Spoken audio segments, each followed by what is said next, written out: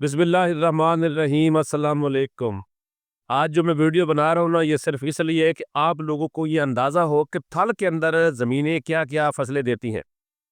ये जो बाग नज़र आ रहा है ना, ये बिल्कुल नहरी पानी नहीं है, यहाँ कोई नहर नहीं है। ये बाग हुआ हुआ देख रहे हैं, किन्नू का बाग। और ये साथ में आप देख रहे होंगे, ये गंदम। ये ऊपर आपको नज़र आ रहा है खंभा बिजली का। ये बारानी इलाका है, नीचे का पानी मीठा होने की वजह से यहाँ पर बाग हो रहे हैं।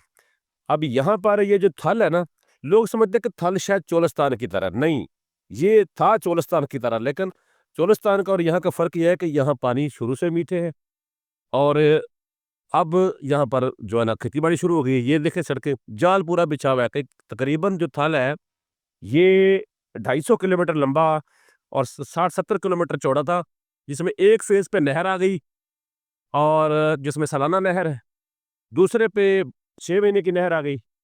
अब तीसरे पे जो है ना, ये देखें आप, ये बारानी है, टीले नज़र आ रहे हैं आपको? ये है। ये आपको दिखाने का मतलब ये है कि ये जो ज़मीन है, अगर आप ये ज़मीन खरीदेंगे, तो 5 लाख रुपए, 10 लाख रुपए एकड़ तक मुख्तलिफ़ किस्म की ज़मीनें हमारे पास है थल में। आप यहाँ खरीदें, आबाद करें, खेती-बाड़ी करें, इस तरह के बाग लगाएँ। ये देख रहे हैं बाग? फ़ेसबुक पेज को फ़ॉलो करें, वीडियो को लाइक करें और शेयर करें और मेरा नंबर है 0300 6863 884।